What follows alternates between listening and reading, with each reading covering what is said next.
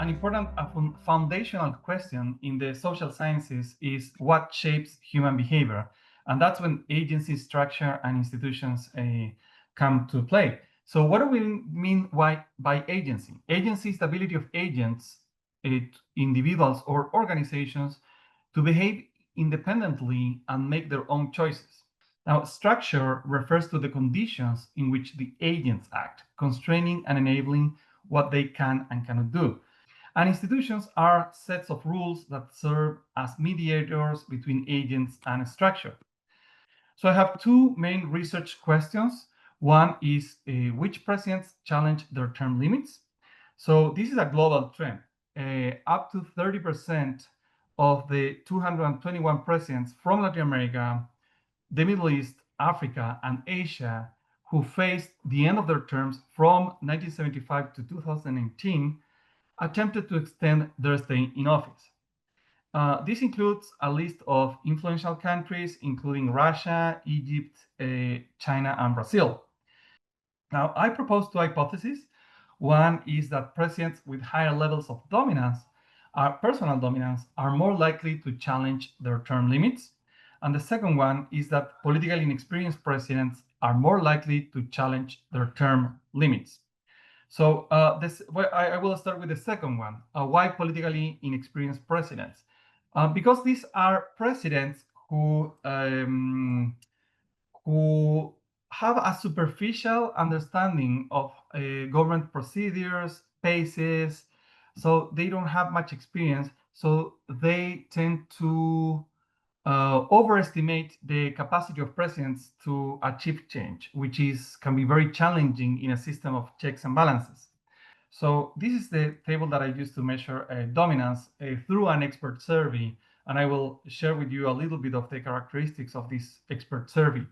But what is relevant from this brief scale is that a dominant individual is someone who tries to surpass others' accomplishments, which is relevant for a president who wants to overstay in office because it allows them to have a larger influence in the country for a longer period of time. So you can see a president that is really low in dominance. The probability that they will attempt to relax their term limits is close to zero. But if you have a highly dominant president, that probability goes up to 9% in my sample. But because you can see there's no bar under 5 on the figure on the left, because no president is have a maximum level of dominance. But so when it's 4.75, the probability that they will attempt to relax their term limits goes to 9%. And it goes to 8% when the president has no political experience before being president. When they have a lot of political experience before president, there's almost a 0% chance that they will try to relax their term limits. So to conclude, the individual differences of presidents explain their attempts to relax their term limits and increase their powers, complementing current mostly institutional accounts. The institutional explanations of the power grabs received partial statistical support. Judicial independence is what most consistently inhibits overreaching presidents, and this is key. So if there's one institution that inhibits presidents, is the judiciary. The leaders' overreaching behavior had tangible consequences.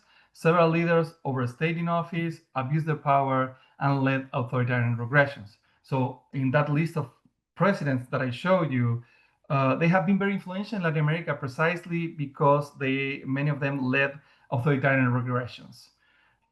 The universality of the theory proposed suggests that the hypothesis tested should work across regions.